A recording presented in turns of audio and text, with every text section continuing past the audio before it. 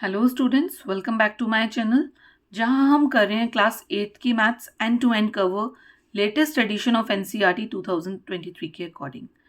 हम इस वक्त हैं चैप्टर नंबर 3 अंडरस्टैंडिंग क्वाड्रिलेटरल्स पे। प्रीवियस वीडियोस में हम कुछ पार्ट कर चुके हैं इस चैप्टर का। इस वीडियो में हम एक्सरसाइज 3.2 के क्वेश्चन नंबर 5 से स्टार्ट करेंगे। So question number 5 is it possible to have a regular polygon with measure of each exterior angle is 22 degree? हम समझ लेते हैं इसका मतलब। ये यहाँ पे पूछना चाह रहे हैं, क्या ये पॉसिबल है कि कोई एक ऐसा रेगुलर पॉलीगन हो जिसमें हर एक्सटीरियर एंगल 22 डिग्री का हो। ठीक है, तो सबसे पहले कैसे होता है रेगुलर पॉलीगन, क्या होता है जिसमें नंबर ऑफ साइड्स और number of value of angle equal होती हैं। ठीक है, तो अब कैसे पता चलेगा कि रेगुलर पॉलीगन हो सकता है नहीं हो सकता है। सम ऑफ एक्सटीरियर एंगल्स बच्चों कितना होता है 360 डिग्री, मैं बता चुकी हूँ।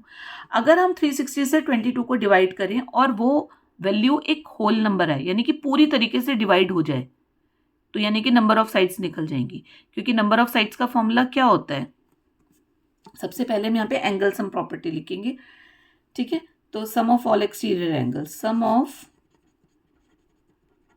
Exterior angles is equals to 360 degree होता है। अब नंबर ऑफ साइड्स निकालने के लिए हम क्या करते थे हम नंबर ऑफ साइड्स निकालने के लिए हम सम ऑफ एक्सटीरियर एंगल्स को डिवाइड करते थे।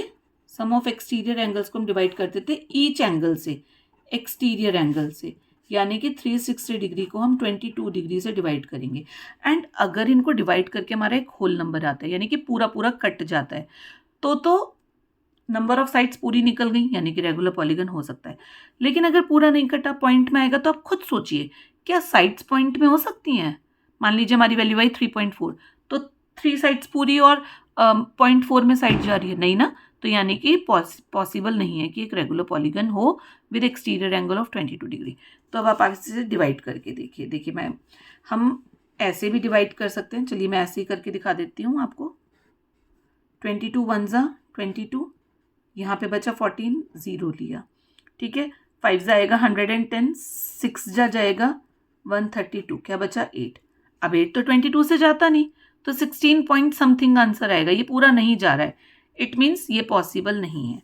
तो हम क्या लिखेंगे, नो, क्वेश्चन में से पूरा देख के लिखेंगे। ठीक है, no it is not possible to have a regular polygon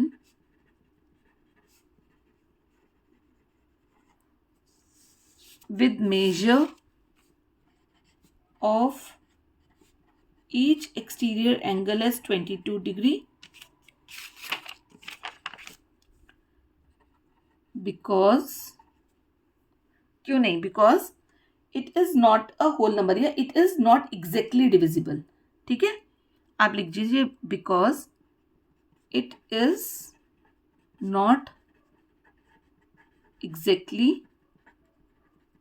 divisible. पूरा डिविजिबल नहीं हो रहा, इसीलिए नहीं आ रहा। ठीक है, और बस आगे समझ। अब हम आते हैं इसी के साथ नेक्स्ट क्वेश्चन पे।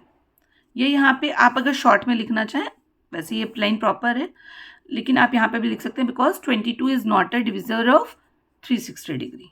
सही है, अब हम आते हैं बी पार्ट पे। बी पार्ट है, इन्होंने बोला है, इसी पार्ट से रिलेटेड है बच्चों, मैं ये दोनों ही पार्ट्स दिखाती हूँ आपको।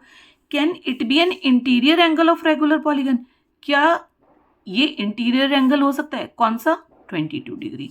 तो अभी मैंने आपको मेरी प्रीवियस वीडियो में मैंने बताया था इंटीरियर एंगल और एक्सटीरियर एंगल का रिलेशन होता है। अगर 22 डिग्री इंटीरियर एंगल दे रखा है, तो एक्सटीरियर कितना हो जाएगा, 180 में से माइनस कर देंगे 22 डिग्री को, यानी कि 158 degree.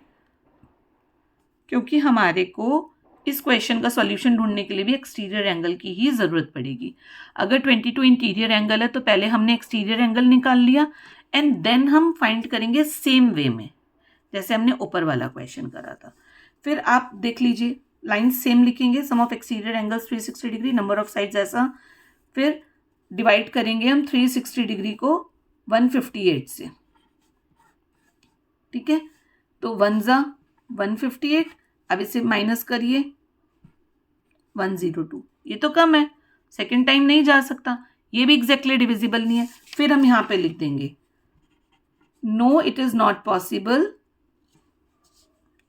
No it is not possible because 158 degree is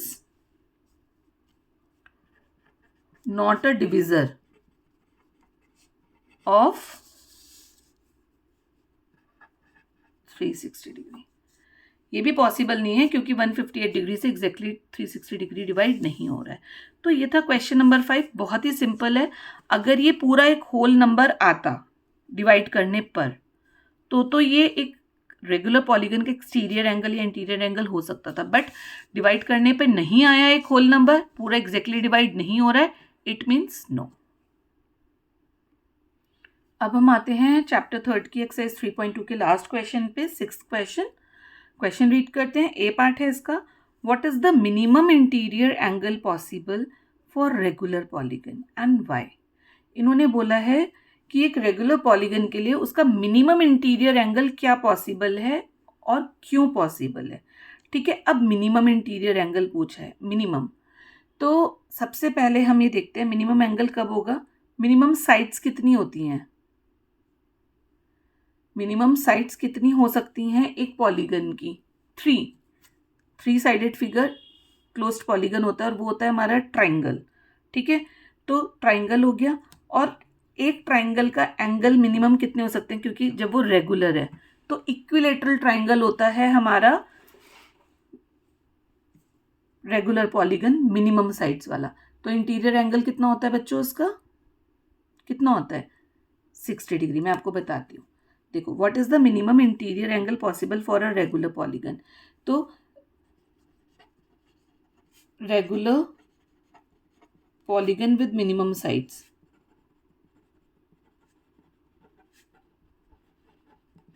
कौन सा हो गया, इक्विलेटरल ट्राइंगल। ठीक है, अब इक्विलेटरल ट्राइंगल में हमारे एंगल कितने होते हैं, 3, और तीनों बराबर हैं, तो सम ऑफ ट्राइंगल कितना होता है 180 डिग्री। तो 3 एंगल्स होते हैं, 3 से डिवाइड करेंगे कितना आ गया 60। तो यानी कि 60 is the minimum interior angle possible for regular polygon. ठीक है, इसको हम लिख देते हैं, पूरा ही लिख लीजिए आप, equilateral triangle being a regular polygon of 3 sides has the least measure of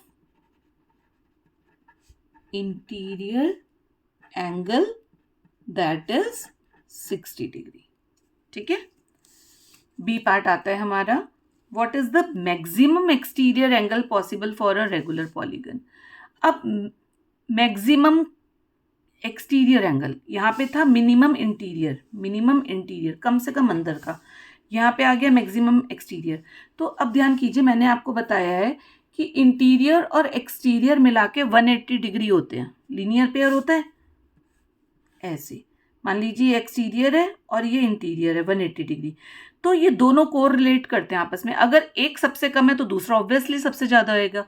तो अगर हमारा मिनिमम 60 था इंटीरियर, तो मैक्सिमम कितना हो जाएगा, 180 में से 60 माइनस कर देंगे, इट मीन्स 120 डिग्री। तो लिख देंगे in relation to part A, in relation to part A